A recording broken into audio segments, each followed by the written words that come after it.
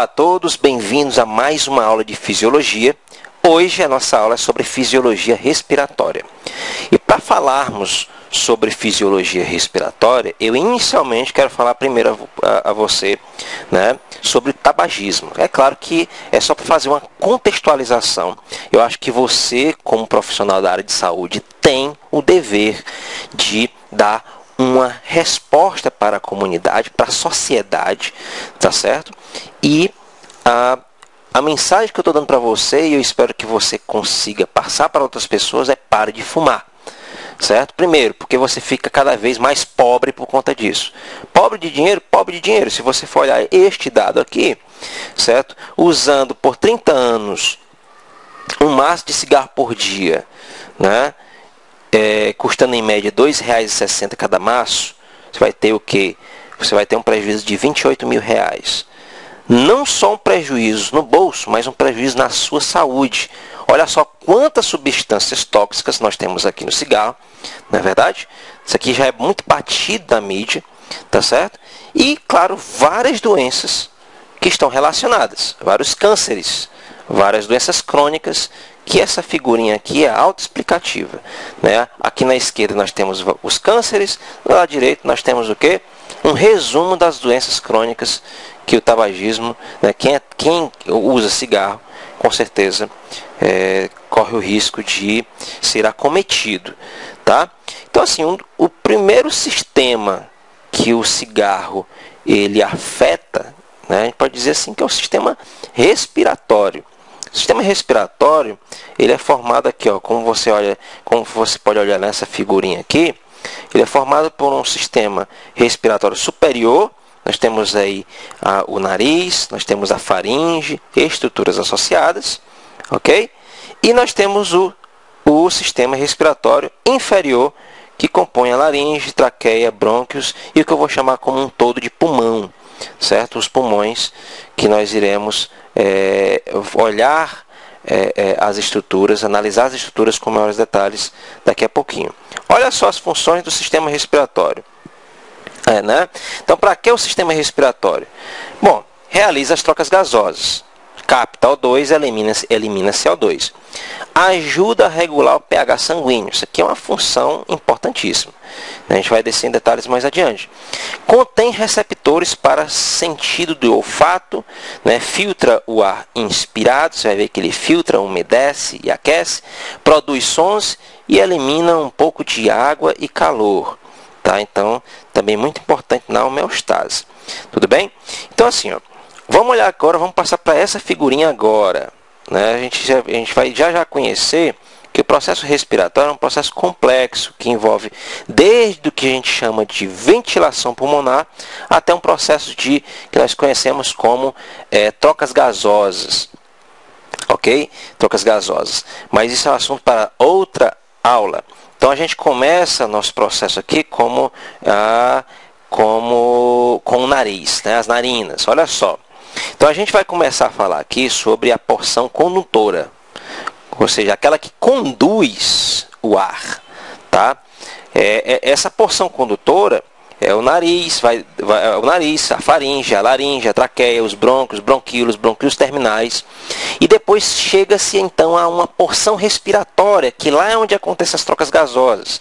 Lá depois dos bronquíolos terminais nós temos o quê? Bronquíolos respiratórios, dutos alveolares, sáculos alveolares e alvéolos. Tá?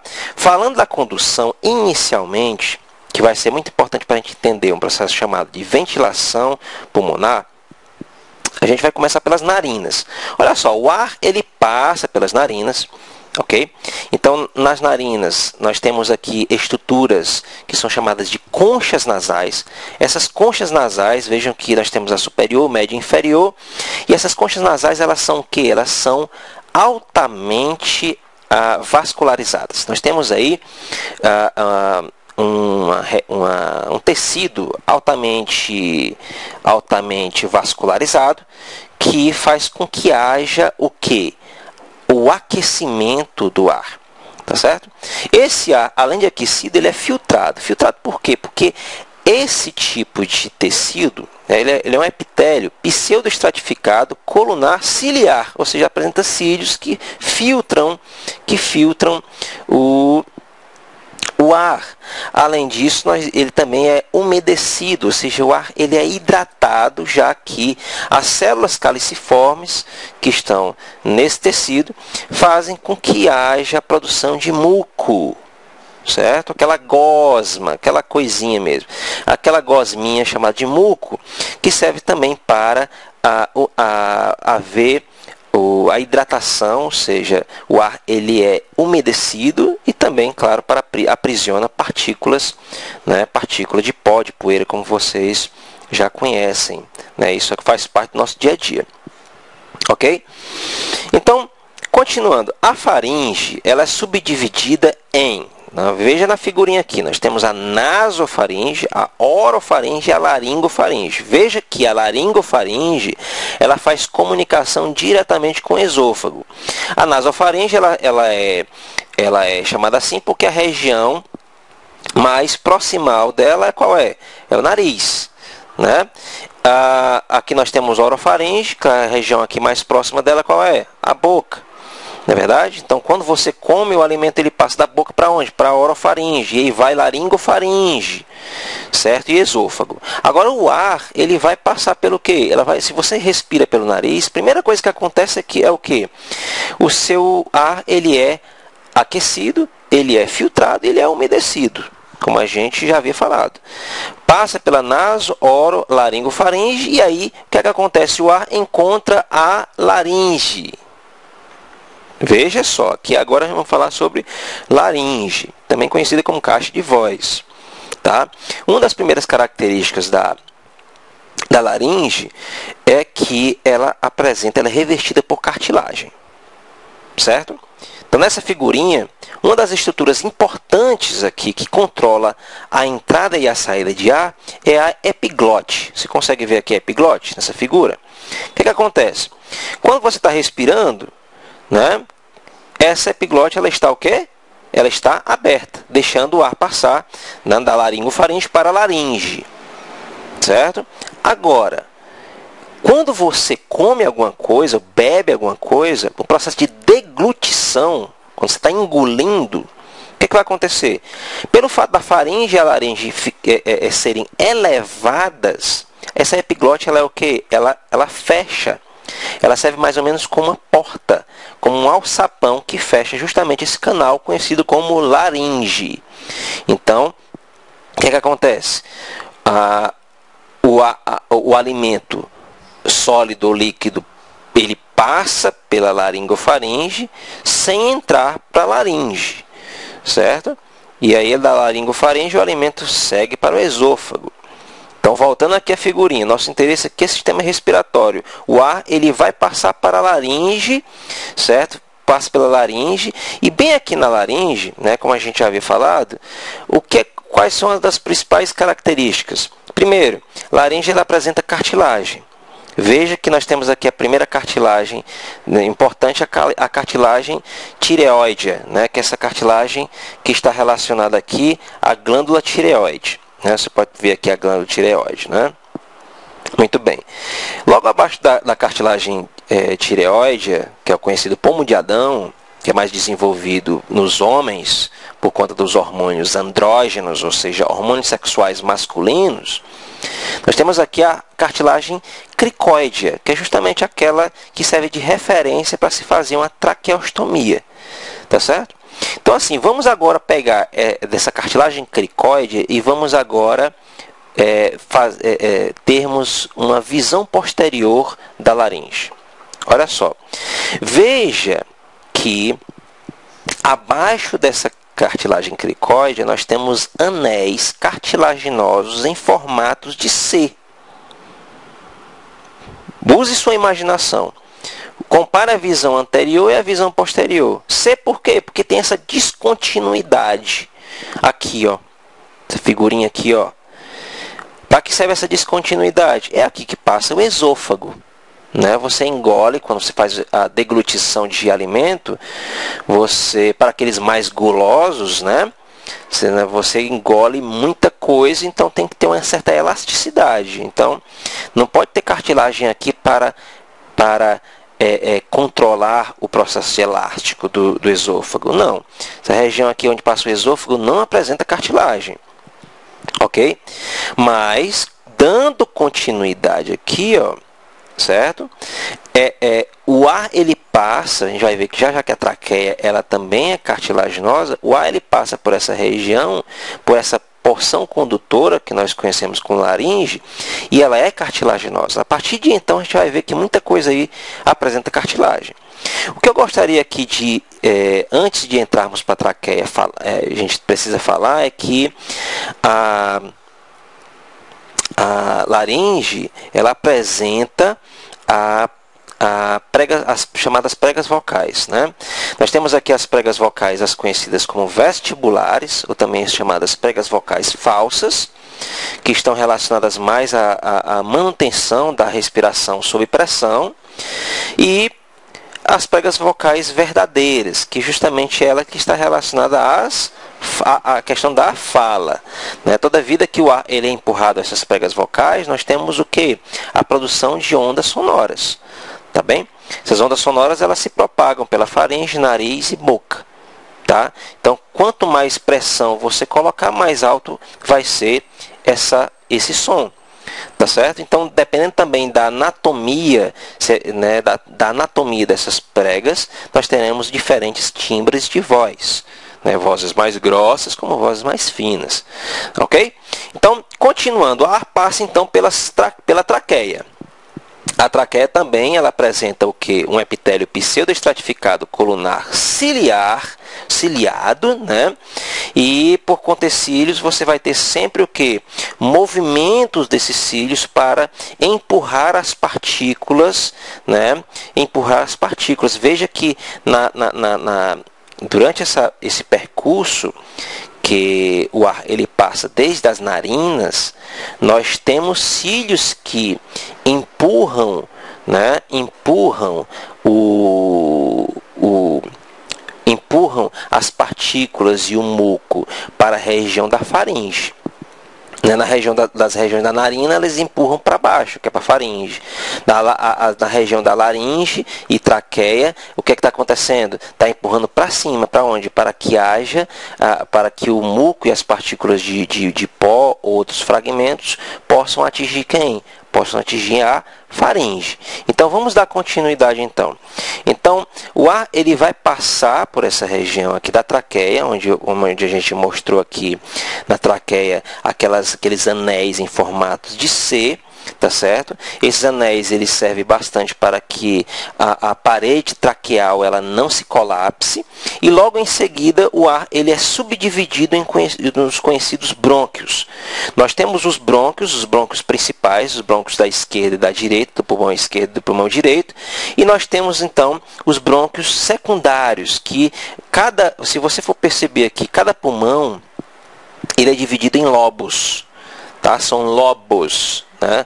Aqui o pulmão direito ele é subdividido em 3 lobos, e o pulmão esquerdo ele é subdividido em 2 lobos. Né? O pulmão esquerdo ele sofre uma diminuição no seu volume por conta dessa incisura cardíaca, que é onde o coração ele se instala. Tá certo? Então nós temos aqui em seguida os brônquios, eles se subdividem cada vez mais em brônquios segmentares, bronquíolos e bronquíolos terminais. Tá bem? Então o ar ele passa justamente por essa via condutora, tá? Isso aqui é conhecido basicamente como árvore brônquica. Tá certo? Chegando aqui nos bronquíolos terminais, tudo isso aqui é formado, essa estrutura total aqui é conhecida como árvore brônquica. Tá certo? Então, assim, continuando, nós temos aqui, então, após isso, nós temos o que nós chamamos de pulmão. Só que o pulmão, o que primeiramente é o pulmão? Primeiramente, nós temos aqui, vamos dizer assim, duas túnicas, né, duas camadas que eu chamo de pleura. Nós temos a camada mais externa, que é a pleura parietal, ela está em contato, né? Ela é a região mais externa do pulmão, né? Ela tá bem próxima do tórax, né? A região mais proximal dela. E nós temos aqui a pleura, logo abaixo, a pleura visceral. Se você for observar, há um pequeno espaço entre as duas que eu chamo de cavidade pleural. Essa cavidade ela apresenta um líquido que lubrifica justamente para que as duas não se colabem, ou seja, não colem uma na outra. Vocês vão ver que essa pleura tem uma função importantíssima no processo de ventilação pulmonar. Tá bem? Continuando. Então, o que é que vai acontecer? Essa região aqui da pleura, né, essas camadas, vamos agora mais para dentro. Nós estávamos falando sobre a árvore brônquica, né, onde termina nos bronquíolos terminais. E aí, o que acontece? Você vai perceber que os pulmões são divididos em lobos e são subdivididos em pequenos segmentos, pequenos compartimentos, que eu vou chamar de lóbulos. Tá? Nós começaremos a adentrar em uma região que é a porção respiratória, que é justamente onde vai acontecer a troca gasosa, como falaremos posteriormente. Tá bem? Então, assim, ó, o que é que nós encontramos? Nós encontramos aqui, olhando para essa figura aqui, ó, nós temos aqui um bronquíolo, né, terminal. Agora vamos para cá. Ó. Nós temos aqui bronquíolo respiratório. O que é que tem no bronquíolo respiratório? O bronquíolo respiratório, ele apresenta o quê? Ductos alveolares. O que é que são ductos? Né? São canais. São canais que chegam aonde? São canais que chegam em sáculos alveolares. São saquinhos, certo? São estruturas em forma de saco. E nestes sáculos nós apresentamos o que? Os alvéolos, os alvéolos pulmonares. E é nesses alvéolos pulmonares onde acontece o processo de respiração. Tá certo? Então, assim, é muito importante a gente entender a estrutura de um alvéolo. Olha só a estrutura de um alvéolo. Tá? Olha só como é que é formado um alvéolo. Então, assim, a gente vai voltar a falar sobre essa estrutura lá na frente, quando falarmos sobre trocas gasosas. O que nos interessa aqui, no entanto, é sabermos os componentes estruturais de um alvéolo pulmonar. Bom, veja só, imagine que esse alvéolo é uma estrutura, imagine que você está dentro desse alvéolo. Imagine que esse alvéolo é uma sala. Né? Você está dentro de uma sala. Você está olhando o quê? Você tem o piso, você tem o teto, você tem paredes, né?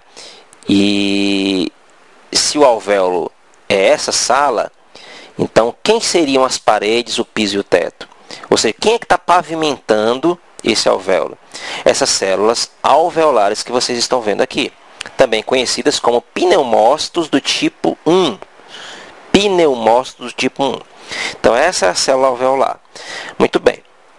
Existem outras células, né, que apresentam funções específicas no alvéolo. Então, nós temos aqui uma célula conhecida como célula secretora de surfactante, né, também conhecida como pneumócito do tipo 2. O que é essa célula secreta? Surfactante. O que é o surfactante? Surfactante é uma substância que impede que as paredes internas do alvéolo colem, ou seja, se colabem. Elas colem entre si. Tá? É igual como você imagina agora o alvéolo como um balão. Né? Muitas vezes o balão, se ele tiver muito com umidade, tiver com água dentro desse balão, umidade, né? O que é que vai acontecer? A parede do balão vai colar uma na outra, as paredes internas. A mesma coisa acontece com uma luva de procedimento, uma luva de laboratório. Quando você coloca as luvas, se você suar muito, né, essa luva por dentro, quando você tirar essa luva, o que é que vai acontecer? Se tiver com muita umidade dentro dessa luva, as paredes da luva vão se colabar, ou seja, elas vão colar entre si. O que é que impede que essa luva, ou o balão, o que é que impede que essas paredes desse balão ou dessa luva se colabem? Às vezes o fabricante coloca talco, não é verdade? A mesma coisa acontece aqui. Para prevenir que a parede do alvéolo se colabe, ou seja, se cole entre si, há a secreção de uma substância que é chamada de surfactante. Esse surfactante ele impede que haja esse colabamento. Agora, vem agora uma estrutura muito importante. Perceba que o alvéolo está em comunicação muito próxima com um capilar sanguíneo, com o sistema circulatório. Tá? O que vai dividir esse alvéolo, né? O que vai dividir o alvéolo do capilar é uma membrana que eu chamo de membrana respiratória. Se nós sairmos do alvéolo, imagine que você é uma molécula de oxigênio. Se você for sair do alvéolo para o capilar, você vai ter que atravessar essa membrana respiratória. Bom, desceremos em detalhe mais adiante sobre o processo de transporte de gases, ok?